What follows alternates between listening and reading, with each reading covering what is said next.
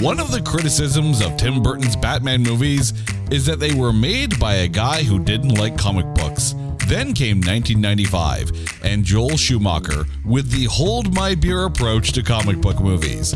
But despite having more neon than a Tokyo nightclub, a Two-Face with one personality, and arguably the worst cinematic Batman ever, we're still here to prove to you that Batman Forever is not that bad.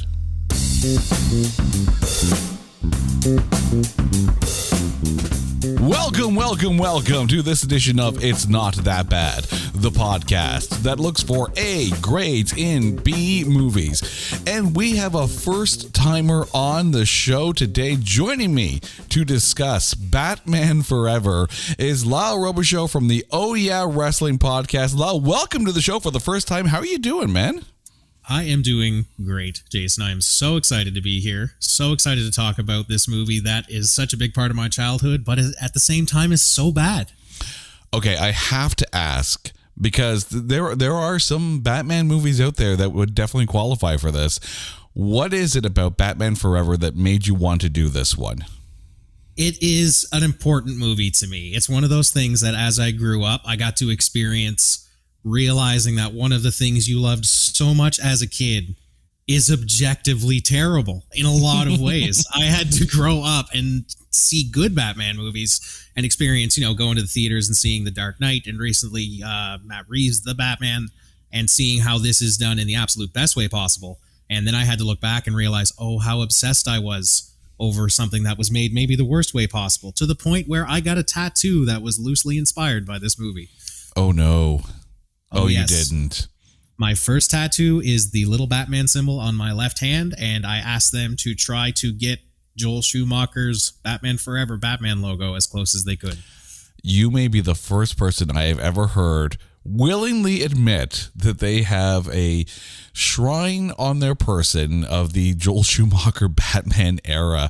Oh, you had to put that out there. The way I like to see it is that I am such a fan of the character that I rode through it through the goods and the bads and appreciate all parts of it. That's the way I look at it. That is literally like someone, in year 75 of waiting for the Cubs to win the World Series going, I still believe it's going to happen. That's pretty much up there with, believing one day that the Brooklyn Brawler will win the WWF championship. That's never going to happen. Listen, a prepubescent boy has won the tag team championships and David Arquette won the world championship. So really... Is anything off the table? No. And because you mentioned that, maybe one day we'll bring you back to talk about Ready to Rumble, because I'm pretty darn skippy that would qualify for this as well. I have seen that too many times as well. Oh, just shaking my head at the thought of doing that one. But before we get into Batman Forever, it is time to take this trip into the Batverse and trailerize it. Gotham. A dark city covered in the grime and filth of the criminal underworld. In 1995, that all changed as the city busts out the glow sticks like a tripped-out rave. With a Batman that looks different than the last time. A Two-Face that looks different than the last time. And a Batmobile that looks like it was made for Aquaman thanks to an inexplicable dorsal fin. Batman Forever aims to be looked at forever as the beginning of the end until the next beginning of the end. Thanks, DCEU. Val Kilmer stars in Batman Forever. Rated PG-13 for excessive bat nipples.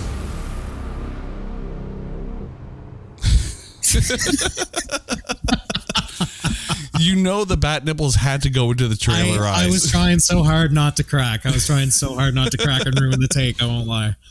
All right, let's do the rundown here. This stars Val Kilmer, Chris O'Donnell, Jim Carrey, Tommy Lee Jones, and Nicole Kidman in the main roles. You also had completely random appearances by Drew Barrymore, Debbie Mazar as Sugar and Spice, and if you look closely enough, a pre-Iron Man Jon Favreau is in this movie. You got to look closely. You got to look closely, but he's there. However, this has an almost starred list that has broken my printer. This movie, I think, has gone through more almost stars than I've ever seen in the run of this podcast. So we got a lot to run down here. It's so much. It's such a big mountain to climb looking at this movie because it's such a turn from what came before it. Mm-hmm. Oh, completely. And the thing is, originally the idea was to have Tim Burton come back in and keep going with Michael Keaton as Batman. And then they kind of saw what Warner Brothers wanted to do with it. And they're like, yeah, I'm out. And then you have to all of a sudden start from scratch. So other actors that were considered for Batman before Val Kilmer came in, you had William Baldwin, Daniel Day-Lewis, Kurt Russell, Alec Baldwin, Ethan Hawke, Ralph Fiennes, Tom Hanks, Keanu Reeves, and Johnny Depp. Now, there's one or two names in here I actually wouldn't mind seeing as a Batman. I think a 1995 era Daniel Day-Lewis would have been an amazing Batman.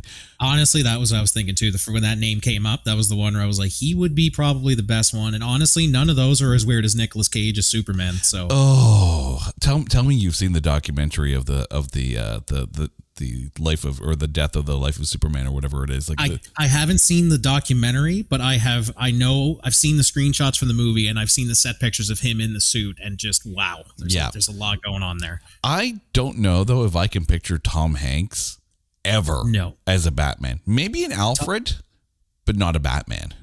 One of the high points is Michael Gough as I think that's how you pronounce his last name. Michael Gough, yes. Michael Gough as Alfred. I think that's one of the better turns in this movie. Mm-hmm. But yeah, Tom Hanks does not look. Tom Hanks looks like somebody's soccer dad.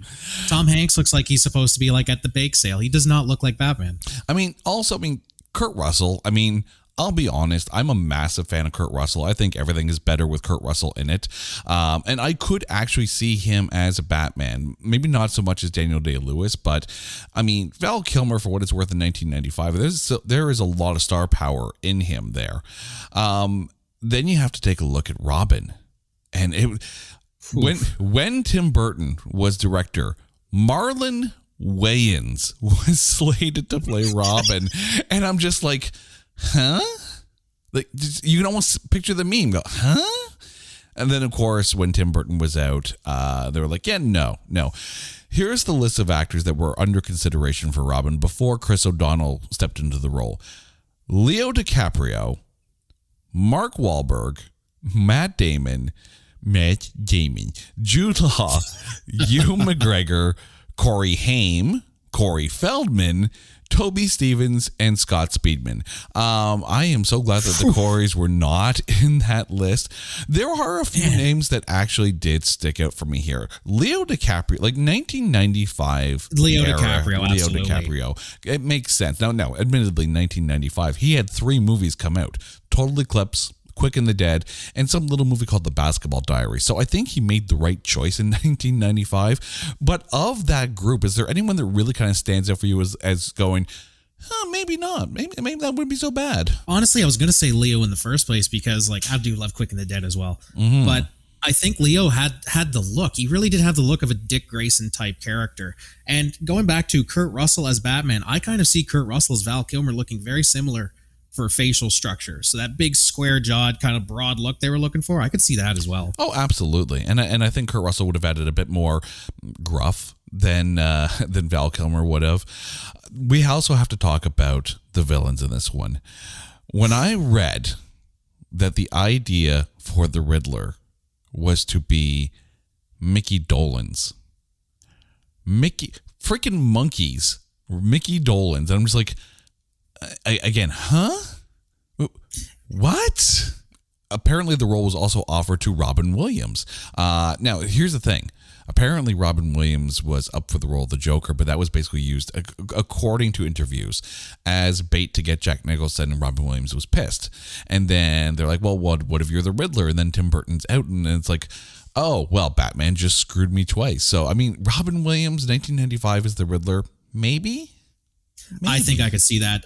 Knowing some of his other more serious work where he does kind of slip over to the nefarious side. I don't know if you've seen August Rush, but he plays a villain in that, and he does do a good devious when he wants to. And I think he could pull off the Riddler. I really do think that if he got that laugh to be on the evil side that he has, he could maybe tilt the crazy a little bit and be a little bit more subtle than who ended up getting the mark. And I think he could make it work. I really do think that he's skilled enough to definitely spin that into something interesting. I would love to see Robin Williams as the Riddler. Oh, Robin Williams could have acted in anything, but there's a few other names here, and I had to kind of shake my head when I saw some of them. Matthew Broderick, no. I mean, no. I like Matthew Broderick, but no. Steve Martin, well, maybe. That's very interesting. That's a very interesting one. Because that is a maybe, and I don't know why. But here's the one that is going to hurt your brain a little bit. Because apparently, at the time that this movie was in production, lobbying hard to get the role was Michael Jackson. I have heard this. I have heard this rumor, and I have seen, even back when I was younger, I remember reading that was eventually like one of the plans early on, and seeing the direction of the sets and stuff, I could, if they had that exact same set and Michael Jackson was the Riddler, I wouldn't doubt it for a second. It looks like a music video. A lot of it looks like a music video. Which, I mean, in that setting, but then again, Michael Jackson, right? It wouldn't have been well acted, but I could see it. I could definitely see where they looked at this and went, "Oh, this is perfect. He's going to fit just great." And visually, yeah, maybe it would have. Probably would have been an absolutely fantastic dance scene in it at some point, which would have crossed it more into Batman and Robin territory. But I could see it happening, but it wouldn't be fun. Yeah, I mean, if you have to end every riddle with no, just and the theme from Moonwalker has to be an Easter egg in there somewhere. Oh, he would moonwalk through every single crime scene and just 100%. Again, no. And then there was Two-Face. Apparently, Mel Gibson had to turn down the role because of scheduling conflicts due to Braveheart. And I'm thinking 1995 era Mel Gibson actually would have been a really decent good Two-Face. Like, yes. I mean, we're talking like Braveheart era, right? We're talking peak Mel Gibson here. We saw that he can pull a little bit of the crazy with Lethal Weapon. We know that he could do the comedy, but we know he can also do the series. Like, Mel Gibson in that era, like, was almost untouchable as far as the properties that he was taking on. And had he stepped into Two-Face, it definitely would have been a step up. And we'll get into Tommy Lee Jones a little bit later. But Mel Gibson as Two-Face, I really don't hate that concept. Absolutely not. And like you said, he had to turn down the role to take on Braveheart, which was amazing in its own right. So that's the caliber, that's the heat he was running at there. So it would have been fantastic. He was an actor at the time that couldn't put out a bad movie. Now, then there's Dr. Chase Meridian, as played by Nicole Kidman. But when Tim Burton was slated to direct this, it was supposed to be played by Rene Russo. In contrast to Michael Keaton. And then apparently when Michael Keaton was out, they're like, okay, well, Rene Russo is too old to play against Val Kilmer, so they brought in Nicole Kidman. But they also considered for the role of Chase Meridian Sandra Bullock, Cindy Crawford, Jean Triplehorn, Linda Hamilton, and Robin Wright. Of that list, the one that really stands out to me is the one I actually would have liked to have seen is Jean Triplehorn. Because if you remember her from Basic Instinct, which was around that era as well, she's a phenomenal actress, and she was really kind of on the rise at that point. Like her star was coming up and whatnot, and I think she could have handled the role of Chase Meridian very well. See, I hooked on to, as soon as you said Sandra Bullock, I was like, oh, that makes perfect sense. That's the one that really jumped out at me as, oh, this would be really good, because I think she is fantastic in everything. I love The Blind Side, love a lot of her work. So I think that she would have made a really convincing Chase Meridian. In some of the scenes where Nicole Kidman kind of made the character look a little bit dimmer, I think she could have pulled it off a little bit better. Mm-hmm. And then there was also talk that apparently the idea was pitched that Nicole Kidman play Poison Ivy. And I could so picture Nicole Kidman as Poison Ivy. That would have been perfect casting. Not that she was bad as Dr. Chase Meridian, but can you imagine a Nicole Kidman Poison Ivy in this? I absolutely think that she could rock it. I think she could be a better villain in this style of universe than she could be the role that she was put in here. Oh, I mean, if you think about her role in To Die For, like, she could so easily pull that off. I mean, Nicole Kidman's awesome anyways to begin with. And then there was also talk about bringing Michelle Pfeiffer back as Catwoman. And there was kind of a reference to Catwoman in the movie as well. But they were like, well, that would be too many villains. And I don't disagree with that one. In the director's chair, we know it's Joel Schumacher for all that is. And we know that Tim Burton was supposed to do it. But apparently, after Tim Burton backed out, there was talk of bringing in Sam Raimi to direct this. This would have been a much different Batman Forever with Raimi in the chair. It would have been a completely different Batman Forever, and it probably would have sparked a completely new cycle, because knowing Sam Raimi, it would probably be really on the nose tone-wise, because he has a really good handle on taking a character that he's never touched before and getting the tone right on the first try. He's done it with Spider-Man. Looks to be he's about to do it with Doctor Strange. And I think he could probably pull it off for sure.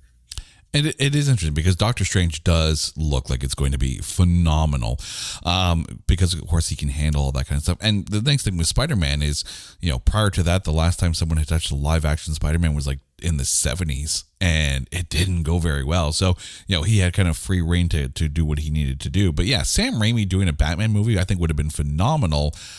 But we got Joel Schumacher. We got Joel Schumacher. We got the Phantom of the Opera. We got Phone Booth. That's what we got. Oh, God.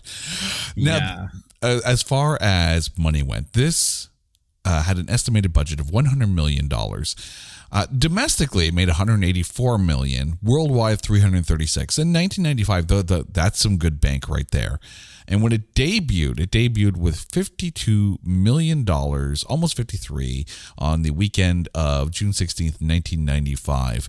There were no other debuts. Like, everyone kind of cleared the path for Batman Forever. So really, the movie that it knocked down to number 2 was Congo. Like, it wasn't even close. Like, number 2 had 10 million. After that, it was Batman Forever, and it only lasted 1 week at number 1. It was knocked out the next week by the wide release of Pocahontas, and you're not going to beat Disney. You're just not going to beat Disney.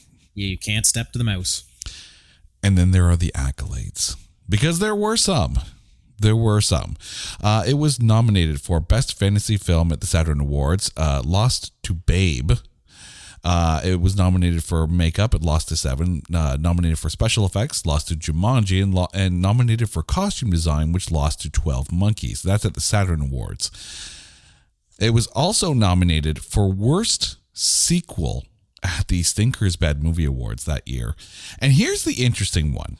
That I find fascinating. U2's song on the soundtrack, Hold Me, Thrill Me, Kiss Me, Kill Me, was nominated for Best Original Song at the Golden Globes, and then promptly nominated for Worst Song at the Razzies. How do you get both with U2?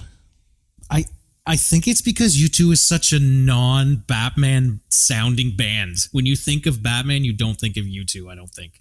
I don't think of Bono. That is certainly something I do not think about when I envision the character of Batman. The edge is not edgy. It's just not going to happen. Yeah. Now, as far as the rating goes, and this is why we're talking about this, it has a Metascore of 51. But when you get to the tomatometer, it is a 40% tomato meter with a 32% audience score. So the critics were actually a bit more forgiving for this one, which is kind of surprising. Well, yeah, when you consider it's a comic book movie, it's actually kind of surprising that the audience were harsher on this. It is. Like, the reception to this is strange in a couple of ways to me. I've talked to a lot of people about this movie, like, over the course of how many times I've watched it. I've watched it with people who are into comic books. I've watched it to people who, like, this is kind of the first experience with Batman they've ever had. And it just seems that people who've never seen a comic book movie sometimes love it. Like, my girlfriend who has watched it with me said, this is actually, I like it. She said, but I like it because it's colorful. I like it because it's kind of like all over the place. And I'm like, yeah, that's why I don't. Batman is supposed to be the Dark Knight, the Cape Crusader, Yes. right? Live in the shadows, and we got all the neon partying, and we kind of made it look like Tokyo Mater. Sorry, still not over Cars 2 after having to watch that one last week. But let's get to the breakdown here, and we have to start with the Batman, Val Kilmer. So in the pantheon of Batman, where does Val Kilmer sit for you? He sits above George Clooney. I will say that right now, that I don't think he was this bad as George Clooney. In order for me, it goes, and this is going to be a little bit of a controversial take, but it does go Robert Pattinson, Michael Keaton, Christian Bale, Val Kilmer, George Clooney. Me. Where's Batfleck in that? Batfleck, we don't talk about Batfleck. Oh, really? We don't talk about Batfleck. I find that fascinating. I mean, Christian Bale is, I think, right at the top for me. I'm not going to get into the animated Batman because, you know, I to me, the voice of Kevin Conroy is Yes, Kevin Batman. Conroy is Batman. Absolutely. I agree. When I read the comic books, it's his voice in my head. And you know, kudos to Jason O'Mara for stepping in there as well and creating an almost equally iconic Batman. But it's funny because since we're talking about animated Batman, as I'm listening to Val Kilmer talk while he's in the suit, because every Batman adds that little extra gruff to their voice when they're talking, and you hear him talking, the first reference that comes to mind is the animated series Batman the Brave and the Bold, with Diedrich Bader as the voice of Batman. And it's almost like his performance in this almost retcons Val Kilmer and almost justifies that performance, because Batman Brave and the Bold's a bit more campy, because it's a bit more on the, you know, for lack of a better term, Adam West side of Batman. That intonation that he provides to Batman in that cartoon series is almost akin to what Val Kilmer does. Like I said, it's almost like a retcon in that sense. It's really funny you compare the two, because when I watch Batman Forever and Batman and Robin, they are very similar to Batman the Brave and the Bold, because they are both based very, very heavily off Batman's Silver Age of comic books. You can see the influence from the 70s era comic books in Brave and the Bold very heavily. He was wearing the blue cape and stuff, always teaming up with somebody. It was more like a zany, you know, fun adventure like the 1960s Batman than a more serious, you know, crime drama. But that's the thing. Tim Burton's first two were so very much their own kind of style, but still very much played things on the dark side, following like the Dark Knight Returns angle, and like very much, you know, still a darker, brooding story. These ones took a much bolder step into that Silver Age where kind of everything's on the table. There's crazy sci-fi nonsense and space jumping and stuff, a lot of which, you know, you can see the seeds planted here for that kind of stuff. And when you think about what Tim Burton did, it harkens back to the early Bob Kane days, you know, the golden age era Batman, when he did lurk in the shadows, when he did fight criminals, when he was, you know, the Dark Knight. And then, of course, you had the post-World War II era of comic books into the Silver Age, and shortly after the time that the Comics Code was introduced because of the McCarthy hearings in the Senate, looking at comic books because of the writings of the Seduction of the Innocent book. And then everything kind of went on to the superheroes are going to fight monsters, and they're going to fight like these things that are non-offensive to children. Like they'll fight robots, they'll fight monsters. It's okay. They're not going to buck authority. They are authority. They work with the cops. And things did take a bit more of a campy tone because they tailored it more to comics because they needed to be in line with the comics code. So that's why you get the Joker with like giant oversized cards with Batman, you know, attached to it, like, you know, in these elaborate Austin Powers era, you know, esque kind of you know, James Bond, you know, you're going to sit here for 20 minutes while the laser slowly creeps towards you. We know you're going to get away, but you know, that's just that. And as you mentioned, like, you know, going into space because that's where aliens are and robots, and we can fight them, and it's okay because that's the comics code. And around that time too, you had the Adam West TV show of Batman come on the air, and that's all the campy. You know, just one word, Batusi. That's all you have to mention about that. Dance the Batusi. That was that Batman era. And I find that Schumacher if Burton drew from the Bob Kane introduction of Batman as far as comic book lines go, Schumacher definitely delved into, like you said, that Silver Age era, Comics Code era, Adam West inspired Batman, because you had some of that in the production design as well. The giant oversized bombs, and to quote Adam West from Batman the movie, some days you just can't get rid of a bomb. Get rid of a bomb. Exactly. Sometimes Chris O'Donnell did very easily, without running around and, surfing with the Joker and doing all that fun stuff. But no, it really is. It's such a Silver Age feeling movie. And they even took a step further with the next one, Batman Forever, which is another one that should be on the It Should Not Be Named list. Oh, yeah. That one's going to get its own episode for sure. There's no question about that. Oh, Arnie, what did you do? Arnie, what did you do? It's the Ice Age.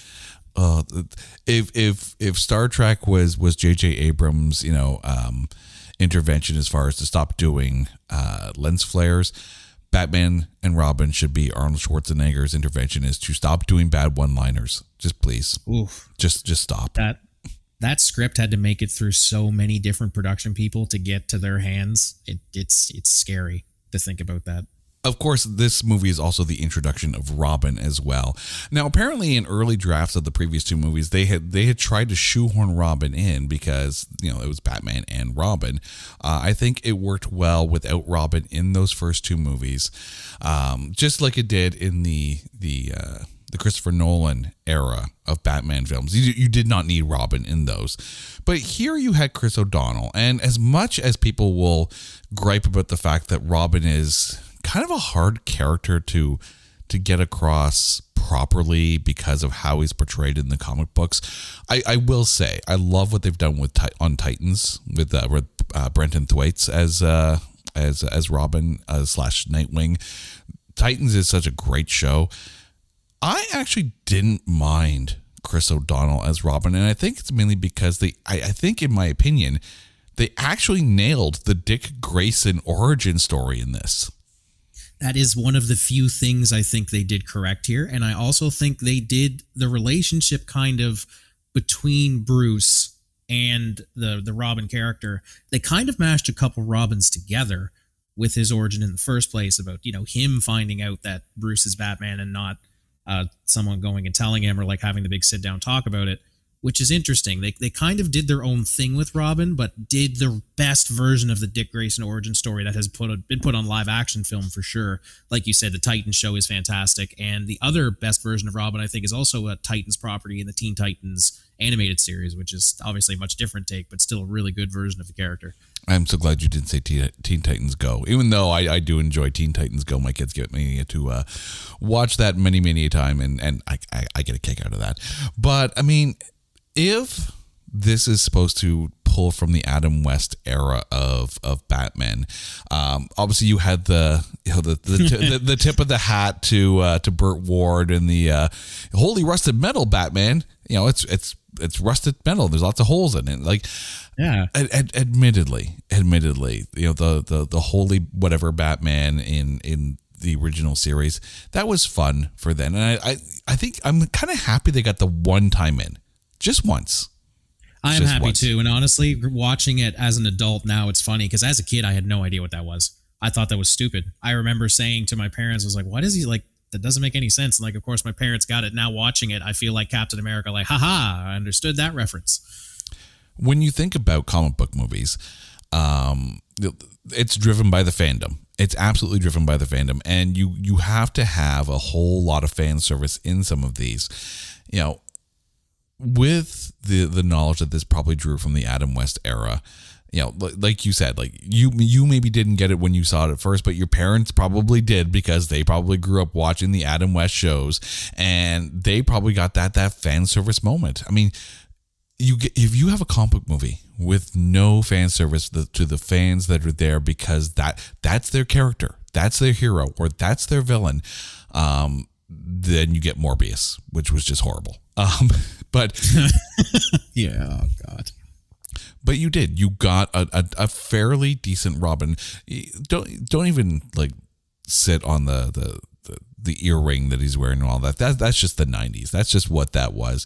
He was, I think, in relation to Val Kilmer, the best Batman they probably could have gotten, even though Leo DiCaprio probably would have been pretty darn good. I honestly think that one of the highlights of this movie is Chris O'Donnell, and I've said that for a long time. Obviously, nobody does laundry like he does. He wrings out the socks with his feet, and like obviously, much like everything else in this movie, there's a lot of very on the nose, very campiness to the character that is so 90s it hurts.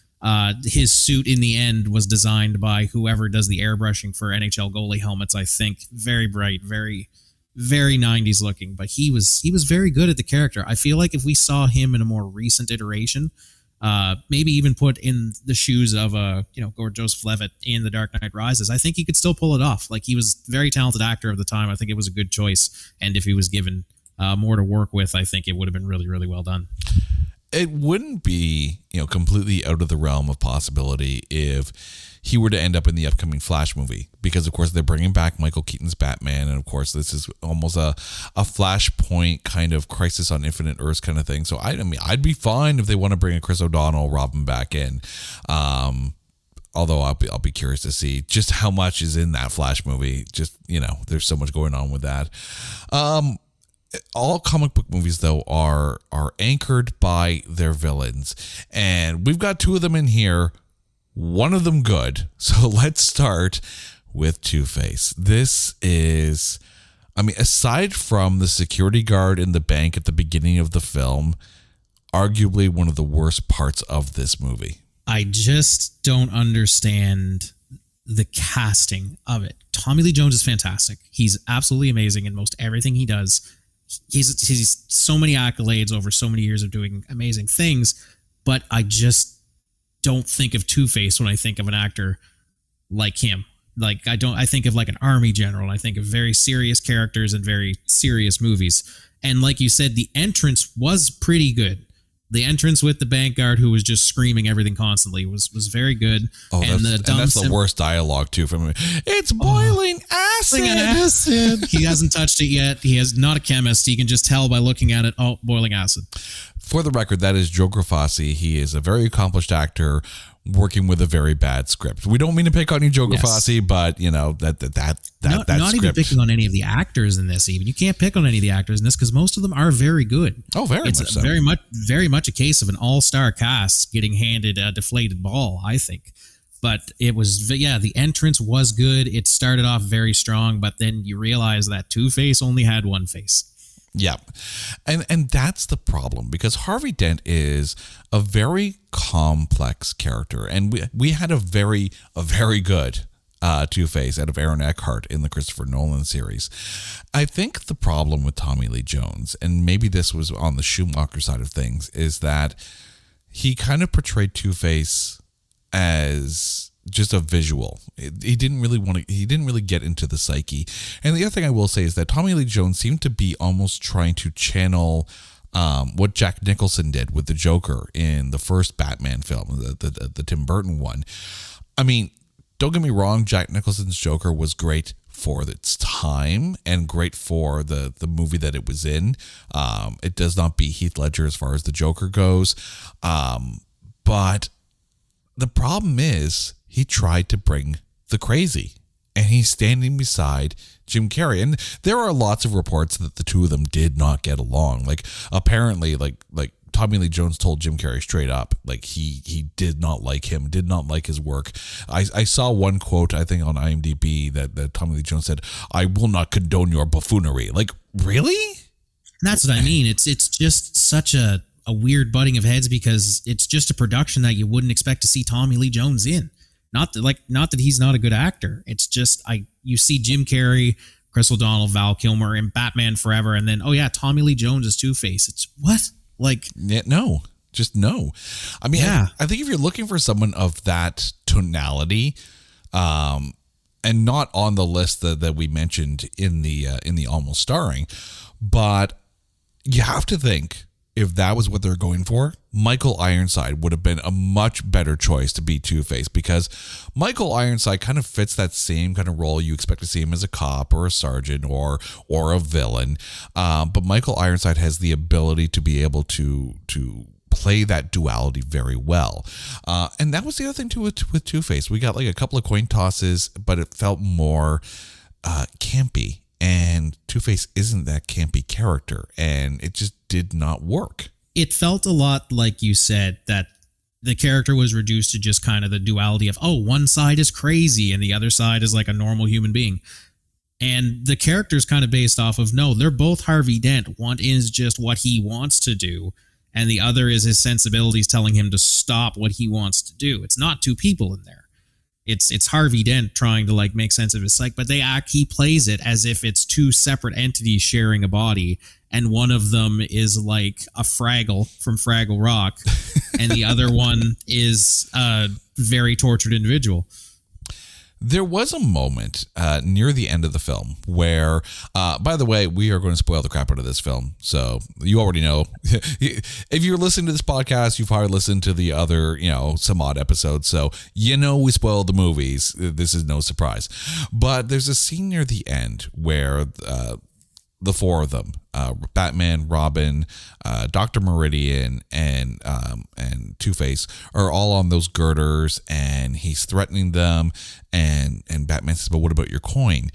And then he goes into this, oh, you're right. You're so right. You've always been a good friend. And I'm just like, there's Harvey Dent. It's the exact same. I have the exact same blip in my head when that happens. It's like, this is perfect. That we could have had this the whole time and it would have been great. Especially that line, oh, you've always been a good friend. Like the way he says it, it feels like it is a different person talking than the crazy guy on the right. When most of the movie, he just turns his head to the side and gruffs off his voice a little bit, and that counts as the crazy side.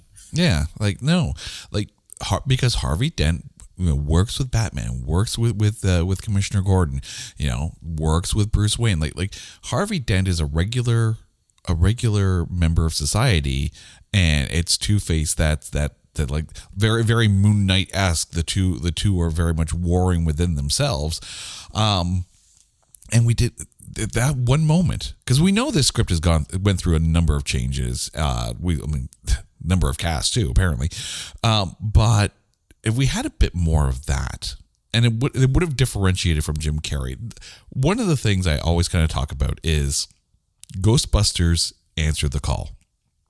And the problem with that movie is that everyone tried to be the Bill Murray.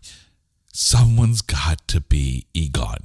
They were all trying to be crazy, and there was no straight person in the comedy. There was no one to kind of be that even keel. Everyone was trying to get their quips in. It felt like Tommy Lee Jones was trying to out Jim Carrey, but he didn't want to do it.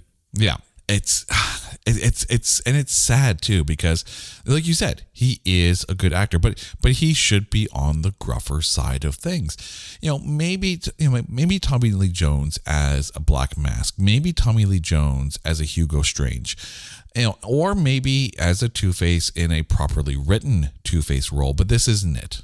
This is not it.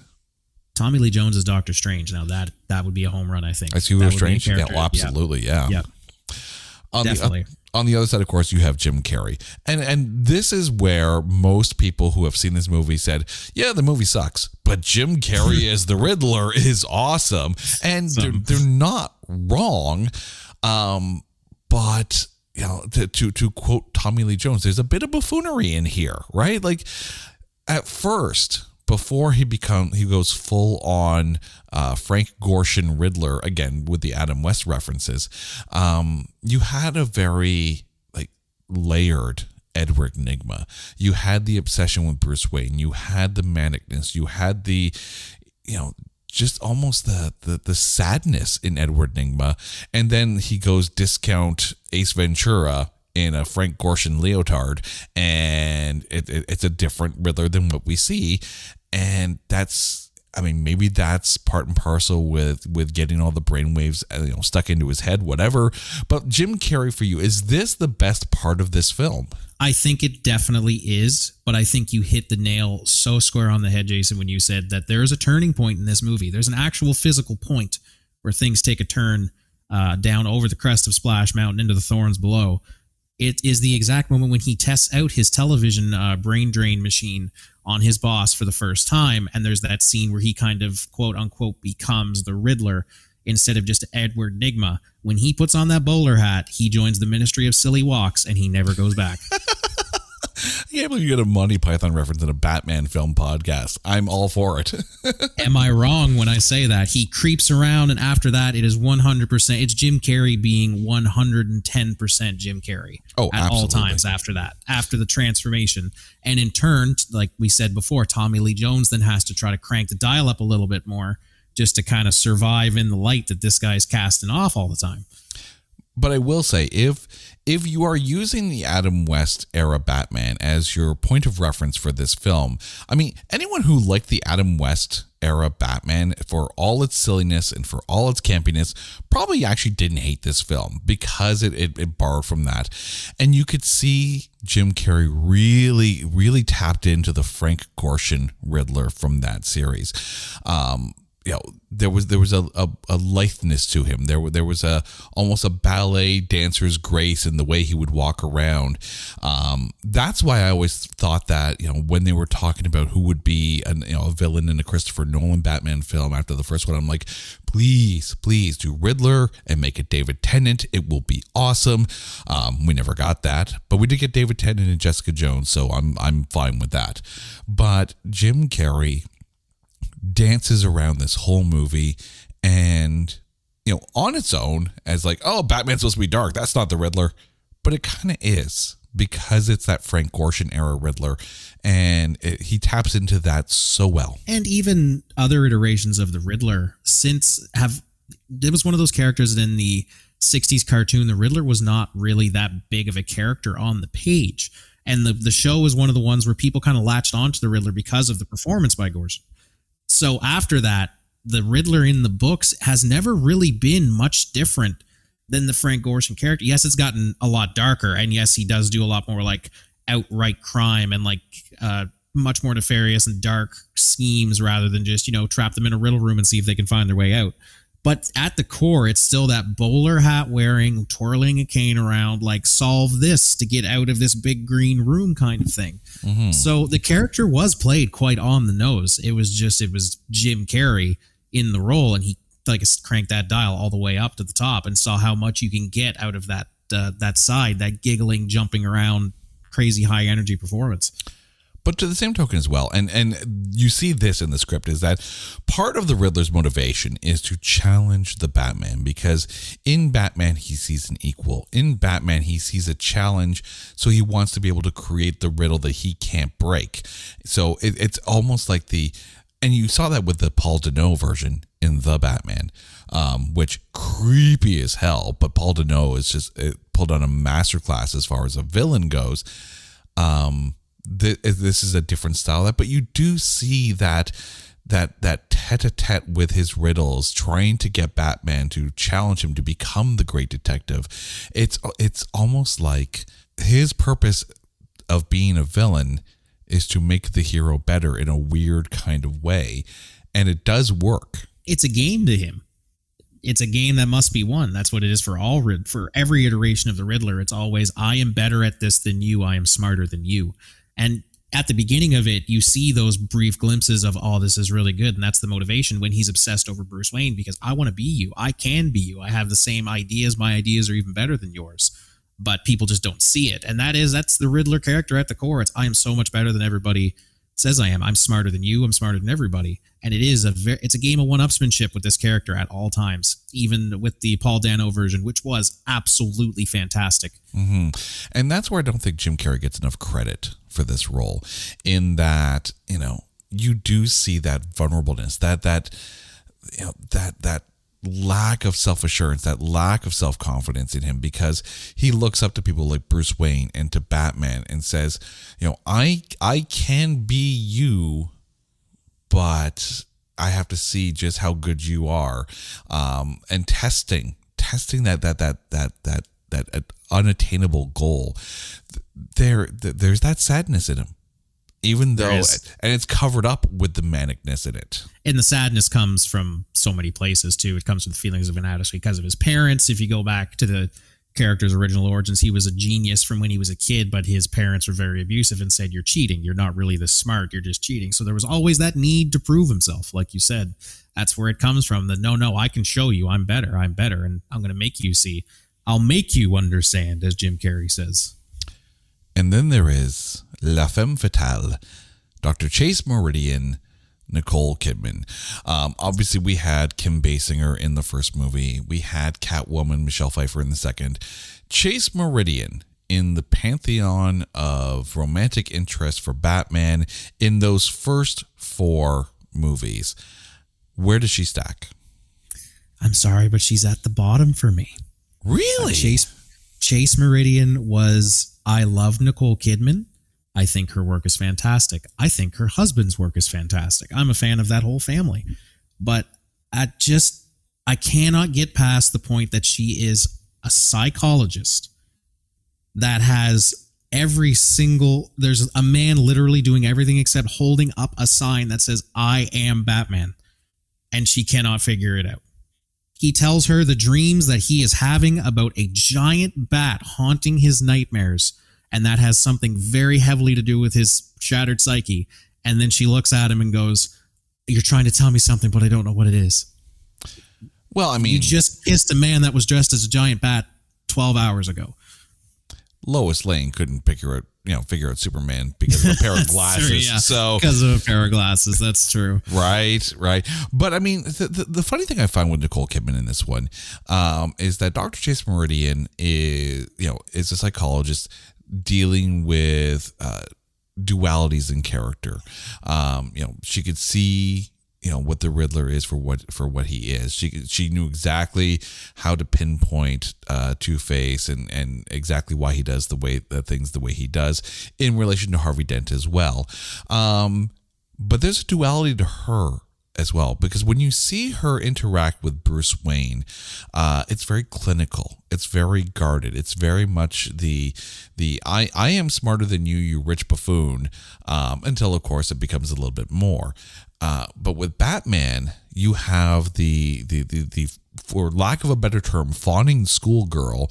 So there's this duality in her as well that she just cannot comprehend until that moment where Batman shows up at the balcony and she's like, "Yeah, I'm gonna go with Bruce," kind of thing. Like it's a fascinating dichotomy of this physician heal thyself concept with her. And I will say that scene is actually she may not be one of my favorite parts of the movie, but that scene definitely is, because I think both of those actors really knocked it out of the park in that one where she just goes, "I'm sorry, I can't do it. Like, there's somebody else." And then obviously Bruce Wayne is sitting there like with his mouth agape, like, "Oh my God, she means me. She actually wants like me, not this me." And it's a really cool moment, and I think it's one of the better tones of the movie where it's just like, "Oh, that's good. That's like that felt really good. They did a great job at that." But the character might not have been my favorite in the movie, but that moment was definitely one of the high points in the whole thing. Oh, absolutely. And of course, like, just a quality actress in Nicole Kidman who really can do no wrong. And Val Kilmer. Val Kilmer is sitting there with his jaw quivering, like as he's just like, like he does that really well, I think. I will say it's a good thing, I think, that they went with Nicole Kidman, because I don't know how a Renee Russo would play against Val Kilmer. I think she would have played better against Michael Keaton, and that was the original game plan. But Nicole Kidman in this is all good. And again, 1995, like I mean, really, is there a non-prime Nicole Kidman time? But I don't think so. No, I really don't think so. She's still great today. You mentioned Michael Goff earlier on in the show as Alfred, and with all due respect to Michael Caine, to Jeremy Irons, and to Andy Serkis, this is Alfred. That's Alfred. This is exactly how Alfred should be. There's just such a kind, gentle, doting, yet ain't gonna take no crap kind of Alfred as well. Like, he will put Bruce Wayne in his place, because to him he's still that little boy, even though he's doting and caring while Batman comes back all bruised and battered. Much less, and it's just so much like the early comic books, because it's much less of a preachy Alfred too. This Alfred isn't like Michael Caine, or any of the other previous that always are constantly saying, you have to stop this, you have to stop doing this. It's much more of what the original concept was of, it's the father figure that does not want him doing this, but he's gonna do everything he can to make sure he stays alive and keeps everything running and make sure everything goes well. And he's such a good father figure to all the characters. Even he has some really good interactions with Robin as well, in the making the suit for him, and just the best turn as Alfred. So good. If I'm going to draw a comparison here, I have to draw kind of a Harry Potter comparison, because you had, in the first two movies, you had, I'm pretty sure it's Richard Harris as Dumbledore, and then he passed away, and then they brought in someone else to play Dumbledore. And while physically the likeness is there was a bit of a tonality difference. You know, Michael Gough as Alfred is that first two movies Dumbledore, and I think you get Michael Caine as that second Dumbledore, but it's a different era of Batman. Anyways, it's a different source material that they're pulling from, and it's a different tonality that they're pulling from. You know, Michael Gough is very much that the first two movies dealing with the young kids, Dumbledore, and that's where that kindness kind of comes in. He's very much both in the movie sense and in the comic book sense, the original version of Alfred. Mm-hmm. There were, of course, other roles in here. Like Drew Barrymore was the one that kind of stood out. Like all of a sudden, like, whoa, where did Drew Barrymore come from? Like who? So many people forget she's in this movie because it was such a very small part. I think she was only in like 3 or 4 scenes in this movie. Yeah, her and Debbie Mazar as sugar and spice, quote unquote. More of that heavy-handedness on the Two-Face duality. That house, the condo that he had, one side of the table was like, eggs, and she had like all of these like beautifully prepared 5-star dishes. And the other side, I think it was like raw donkey and charred heart of oxen and straight moonshine for the other side of Two-Face, because if you didn't know, there's 2 sides to him. Let's be real didactic about that. He's Two-Face. He's got 2 personalities. You're only going to see one, but there's a lot of 2s in there. A lot of 2s. You just know his number would be 555-222-2222. Right at the start of the movie, I think one of the first lines when they come in, it's the 2nd anniversary. It's the 2nd of March on the 2nd anniversary of when we caught him. Of course, he's going to be today. Exactly, and again, that's also very, very Adam West. Very. You mentioned his little hideaway there, the how do we say, split condo, if you will. Yeah. We have to talk about the production design here, because we kind of teased a little bit about this with the whole Tokyo neon nightclub kind of look.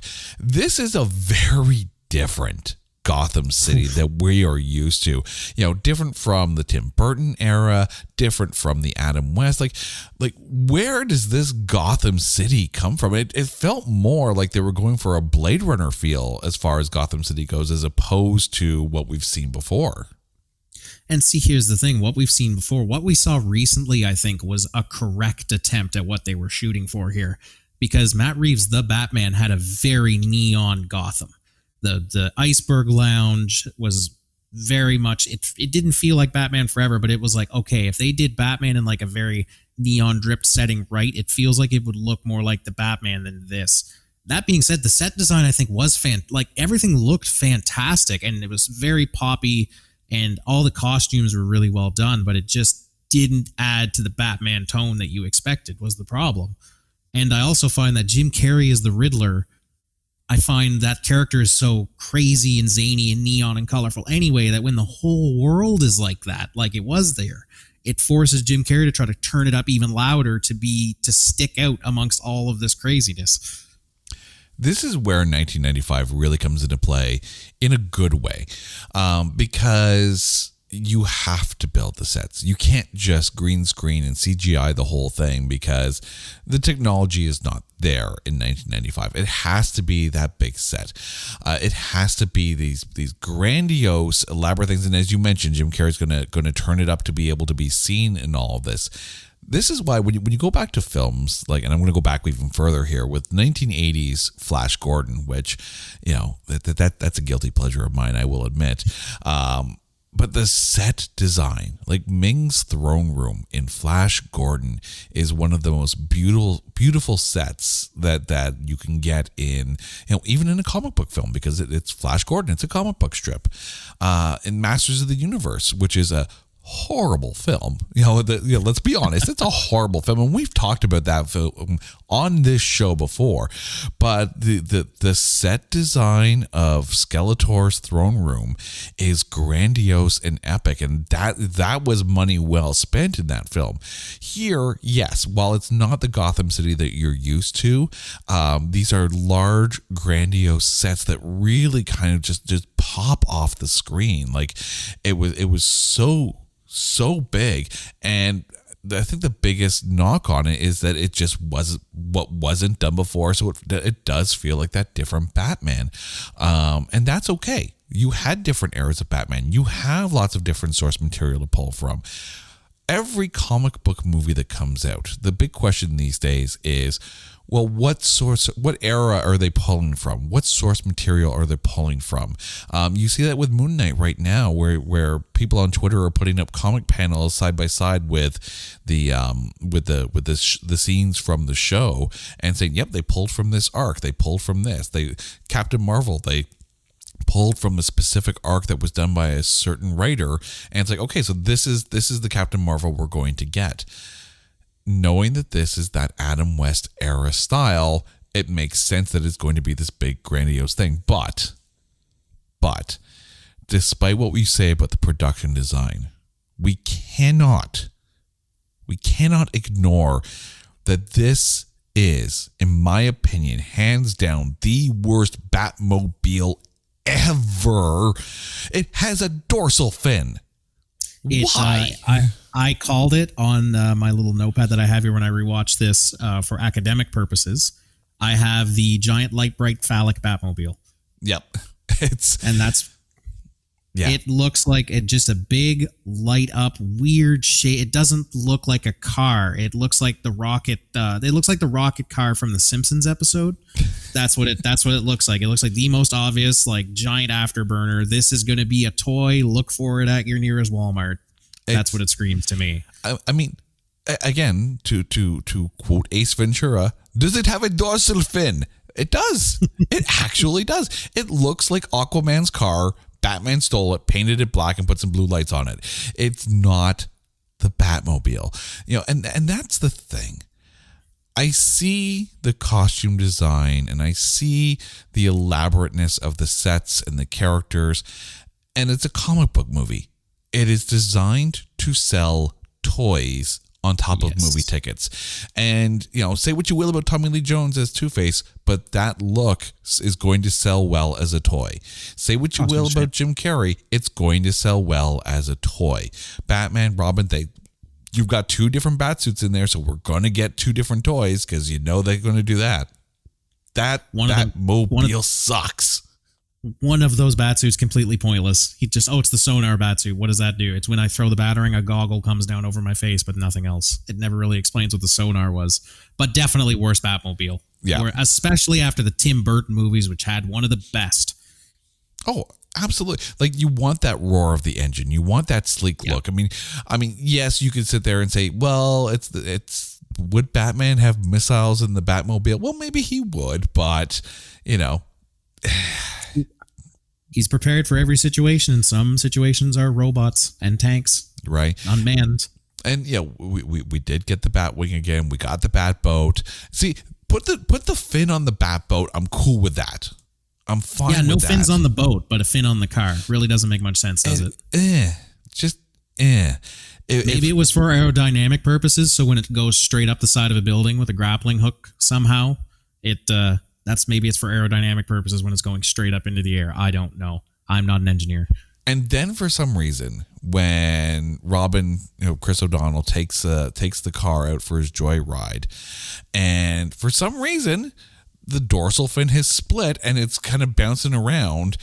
Even though the car's not bouncing around, it's bouncing. The split dorsal fin is bouncing around like a lowrider. Why? Is he trying to get TV reception in this? Why is for no reason whatsoever the dorsal fin splits? Is that for a purpose? Is there a reason why? We don't know. We don't know. It sucks as a Batmobile. And even in the 60s stuff with the same kind of thing, I always wondered, like, yes, you're Batman, but why do you ostentatiously theme all of the stuff you have around It first of all has to be expensive, and second of all, it outright ruins any of like the actual usability of some of these items just because it has to have wings. You have to put horns on it. The only thing I can say about the Finn in making the toys for this is that you can take the car, turn it upside down, hold on to the fin, pretend it's a gun. That's what you can do with the toy of the Batmobile. That's fine. But there is a subtle little thing at the beginning of this film, and it's in the opening credits. And it's the way the names fly in. And as I was doing my rewatch on this a couple days ago in preparation for the show, I'm watching the names kind of fly in, and even though they don't have like that trailing effect on the animations, it was very reminiscent of the Christopher Reeve era Superman films. And knowing that they're in the same kind of DC universe, and they even name drop Metropolis in this film, that kind of stood out to me. And I'm just like, hey, maybe there's a thought there, but obviously nothing came to fruition until much later, and I'm sure we'll talk about Dawn of Justice on this film somewhere down the road. But seeing that, I mean, again, there's that homage to kind of what came before, even if it's not the Tim Burton era. And also, you're talking about the opening credits. That was actually, I said it started strong there because like the gearing up and, the putting the stuff on and everything. It was a very cool way to like kind of roll the credits. Most of them just do it like in a cloud of bats. Like most of the Nolan movies were just that. It was a cloud of bats through the cave or something like that. It was cool that it just established like, okay, the drill. Like he's got all the stuff and like, here we go. And then it was immediately a one-line gag. The first line of the film is, can I at least convince you to take a sandwich with you, by Alfred. And he turns around and goes, I'll take drive-through. And he gets into the Batmobile. Yeah. But I mean, I can honestly see why people going into Batman Forever, having watched 2 Tim Burton versions of Batman with Michael Keaton as Batman, walk out of that and go, what did I just watch?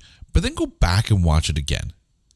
And as you're watching this and you're trying to wrap your head around it, just think back to the final shot before the credits. And it's Batman and Robin running towards the screen in front of the bat signal. That is a direct homage to Adam West and Burt Ward. That's your inspiration. And if you liked those shows, go into it with that mindset. If you're going into this movie with the Tim Burton mindset, or heaven forbid a Christopher Nolan mindset, you are not going to like this film. But if you go into this with that Adam West, Frank Gorshin, Burt Ward, that mindset, you are actually going to have a good time with this film. I think that's the perspective aspect of this. Absolutely. Like if you hit the nail on the head when you compared, like if you're going in as a Nolan fan and you want that same kind of hit, you're not going to find it here. You're not going to find like super played out, slow burn character developing performances and very, very high stakes where it's like the whole city's at risk and it's like there's this guy who's basically a terrorist and he's got one boat full of prisoners and like it's so all the time at a very tense high. And then there's this one that is very much like, they have a giant hourglass machine island and he's stolen his friend and his girlfriend and he's sitting on a throne of golden think gear statues dressed as David Bowie. Yeah, come and find me. Like it's very different, but at the same time, it's the same character. And if you're a fan of all the generations and can kind of accept that, this is where the roots are, that there would be no Batman right now without Adam West. Without that campiness, the character would not have survived. I'm going to put a hypothetical out there for you before we get to our MVPs here, because we mentioned the Flash movie a little bit earlier, and we know that Michael Keaton is coming back as Batman, and we know there's the possibility of other iterations of past and other Infinite Earths. If Val Kilmer makes an appearance in the Flash movie, are you cool with that, or are you just like, why? I'm cool with that. I think he's earned his place. He's earned his place as the outlier of this is the line, anything campier than this, and it's a point of no return. We've tested it. We've seen it happen physically. this is good when you check your brain at the door and you go in with certain premises. So I would 100% be okay with it. I think they could definitely make some good jokes. I think they could do some good references with it. And Val Kilmer as an actor is a good actor. I think his story is really good too. So as long as you did the character justice, ironically, as we're talking about a superhero film. You went there. You went there, yeah, didn't I you? went there. Listen, I haven't done the Batman voice badly yet. So, but I think if you go into it with that mindset, I think I'd be actually happy to see Val Kilmer, not just because of the personal bias, but I would be happy to see Val Kilmer back in a Flashpoint scenario, just to see kind of what else they could do with this character with the benefit of hindsight and seeing how everything went. I do think it also needs to be said that Val Kilmer's Batman wasn't bad, but his Bruce Wayne was lacking a bit. And that's kind of we talked about duality a bit before, right? Michael Keaton to me was a great Batman, and he was an okay Bruce Wayne. Val Kilmer is a better Batman than Bruce Wayne. George Clooney is a better Bruce Wayne, but he sucked as a Batman. Christopher Nolan, gets you the guy that can do both. Robert Pattinson's a good Batman, but it's a very different Bruce Wayne. Yeah. I think that's where it sits, right? Are you a good Batman? Are you a good Bruce Wayne? Are you both? And I think Val Kilmer actually was a good Batman. Just the Bruce Wayne part was a little bit lacking. I mentioned the Batman voice. I think he actually had one of the better Batman voices, because it's hard to do that and not sound silly. And there's some actors who, I think Bale's voice, that was one of kind of the detractors of his performance, is that it was really good, but when he was talking as Batman, sometimes it was hard to take him seriously, because where is she? Where is she? Always the rooftop scene that comes to mind is sometimes it was unintentionally funny, whereas it was just enough to kind of disguise what his real voice was, but still very assertive sounding kind of thing. It was much closer to his actual voice, and he wasn't trying too hard. So I think he had one of the better Batman voices when he was in the suit.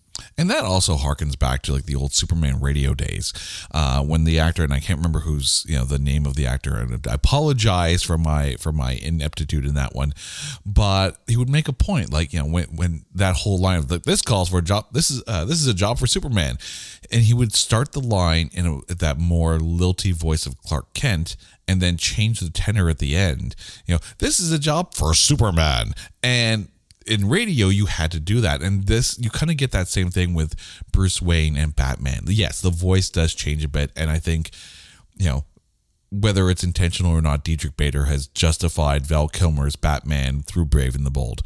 But it has come time, Lyle, for you to put your money on the line. Who is your MVP of Batman Forever? This was a difficult decision, because on one hand, of course you want to give it to Jim Carrey, obviously, because everybody says he is the movie, and much like a lot of Jim Carrey movies, it's just his fingerprints kind of all over it. But honestly, I'm gonna have to give it to who we said before was the quintessential version of a character that I've been reading since I was a little kid. You know what I mean? So I'm going to give it to Alfred Pennyworth, to Michael Gough. I'm going to give it to him, because out of sheer respect for the character of Alfred, and the one thing that was derived from all the different comic books in this and really struck me as that is that character to a T. He did it perfectly.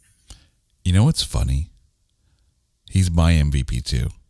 There is something about his Alfred that just, and aside from the guy who played Commissioner Gordon, they're the only two that went through all four of that era films.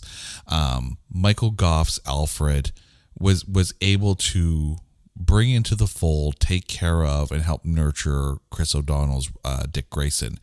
The fact that able to bring in Barbara Gordon as far as Batgirl, Wendy, even though they kind of changed the storyline a little bit, but it's like Uncle Alfred kind of thing. But there was just something so calming, soothing, and pleasing about his presence that it didn't matter if it was Michael Keaton, Val Kilmer, or George Clooney. Michael Gough was the best Alfred, and anyone that came after it. Like, you can sit there and say, yeah, Christian Bale is a better Batman. You can say Robert Pattinson's a good Batman. You can say Batfleck is a Batman. But but you have to sit there and say that all other Alfreds pale in comparison to Michael Gough, and that's not a knock on them. That's just acknowledging how good Michael Gough was. He looked the part. He sounded the part. He was so, his cadence was so loving for everybody that was around him. He just seems like this sweet old man. Like, he seems like Alfred. And he survived, like you said, through all 4 of the movies, and was even one of the bright spots that was still consistently good and was consistently, like, just as I said, amazing. In Batman Forever, he continued his performance into that movie and was still his stalwart self, dependable to the end, even through the hardest of times. the hardest of times being all of Arnold Schwarzenegger's one-liners in Batman and yes. Robin. Now, for those of you who have, for those of our listeners who have never heard the Oh Yeah Wrestling podcast, tell us a little bit about this and the Oh Yeah Sports kind of podcast network that you guys have created. The Oh Yeah Sports brand is a brand that all of us at the CSM have come up with, CSM College of Sports Media here in Toronto. We just all kind of rallied behind our sport of choice and branched off into our own little section of the brand, Oh Yeah Sports. So, you know, we got our guys at Oh Yeah NBA, Oh Yeah F1. There's Oh Yeah Hockey, of course. Oh Yeah Sports, the original account that kind of anchors us all together. And us, Oh Yeah Wrestling, we cover, of course, the sport of kings, professional wrestling. Everything from Attitude Era stuff to the current stuff over in Japan, All Elite, WWE. Me and my buddy Christian just kind of talk about another really passionate set of characters in our lives, which are the WWE superstars of then, now, and forever. Please tell me when you introduce your show that you get your best, Macho Man Randy Savage on there and go, oh yeah, slip into a Slim Jim. Okay, can't believe I went there. I can't do a good Randy Savage. That's the unfortunate part of all the things.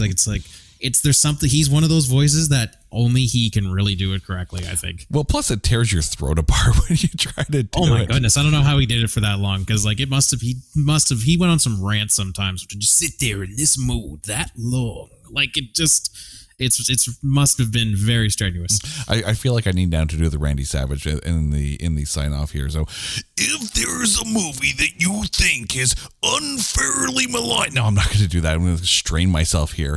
But Lyle, thank you so much for this. And to our listeners, let's try this again in a normal voice. If there is a movie out there that you think is unfairly maligned, or is just so bad that there is no way in hell that we're going to be able to find anything good to say about it, hit us up on Twitter at NotThatBadcast. We will watch it, we will dissect it, and we will find the good things to say, because we here at It's Not That Bad will find the A grades in B movies. Make sure you check out Lyle and Christian's podcast, Oh Yeah Wrestling, wherever you hear your podcast there. For us, thank you for listening to us, whether it's on Spotify, Apple, Good Pods. By the way, thank you to everyone at Good Pods who's been listening to us and getting us up on the TV and film charts, on the indie charts. Thank you so much for that. Until next time on It's Not That Bad, I'm Jason, he's Lyle. Take care.